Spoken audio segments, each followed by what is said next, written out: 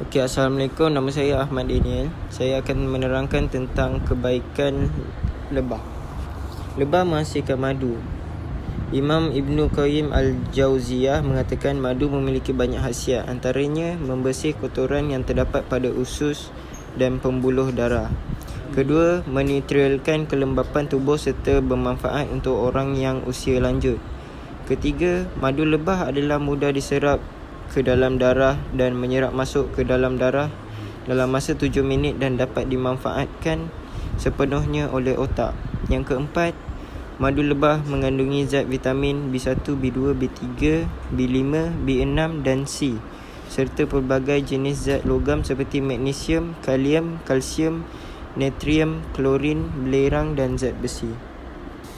Assalamualaikum, nama saya Muhammad Hamizan. Saya akan terangkan tentang kajian ahli sains pasal lebah.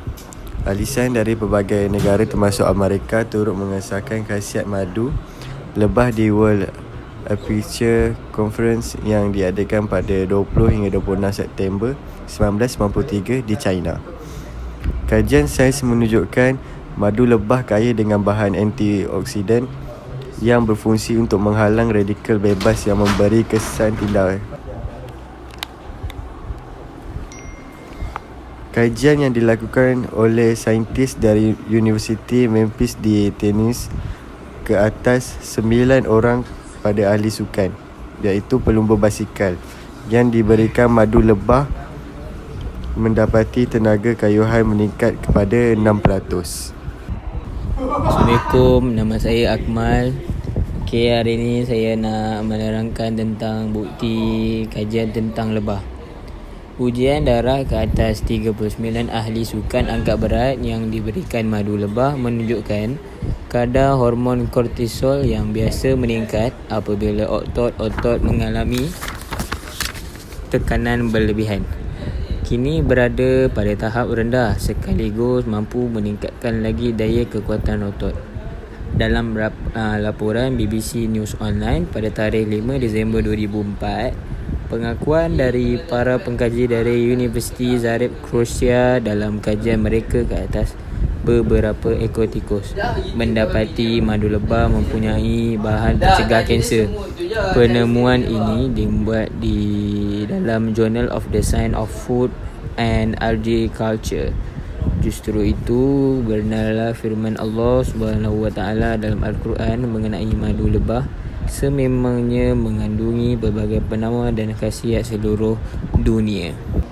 Nama saya Muhammad Hafiz. Hari ini saya akan terangkan tentang firman Allah yang berkenaan dengan keistimewaan lebah. Firman Allah Subhanahu wa taala dalam Al-Quran surah An-Nahl ayat 68 sampai 69 bermaksud, dan Tuhanmu memberi ilham kepada lebah, hendaklah engkau membuat sarangmu di gunung ganang dan di pokok-pokok kayu dan juga di bangunan-bangunan yang didirikan oleh manusia.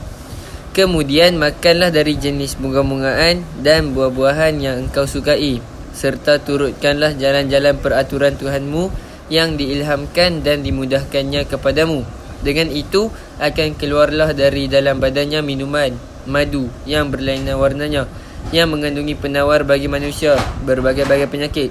Sesungguhnya pada yang demikian itu ada tanda yang membuktikan kemurahan Allah bagi orang-orang yang mahu berfikir. Okey, Assalamualaikum. Nama saya Faizullah. Pernah tak anda tertanya-tanya bagaimana lebah mampu menghasilkan sarang lebah yang mempunyai bentuk yang sama dan tepat seperti ribuan heksagon digabungkan bersama? Bukan anda sahaja, malah Galileo Galilei, ahli matematik yang sangat hebat, pun kagum melihat kecekapan serangga kecil ini menghasilkan sudut yang sangat tepat bagi setiap heksagon pada sarang.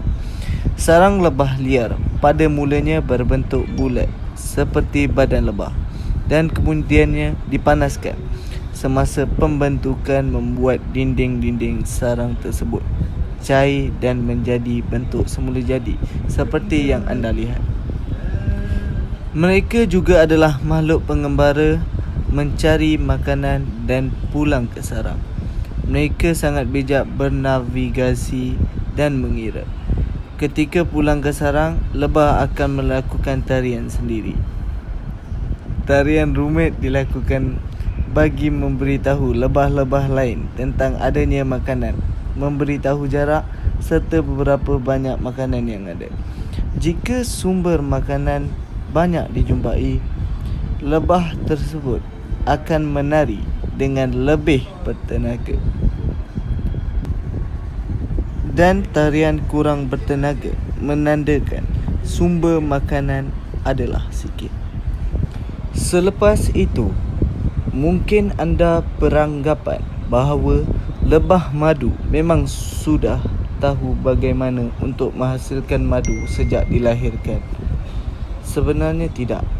Lebah ini tidak tahu bagaimana untuk melakukan apa-apa. Seperti bayi manusia, mereka diajarkan oleh lebah dewasa. Kajian menunjukkan lebah mempelajari cara melakukan sesuatu daripada lebah yang berpengalaman. Mereka akan menuruti bunga-bunga yang dihurung oleh lebah dewasa. Lebah muda harus pantas dalam mempelajari sesuatu kerana lebah berusia harus kembali ke sarang untuk menjaga dan mempertahankan sarang mereka, serta mengurangkan penggunaan sayap untuk disimpan jika berlaku kecemasan.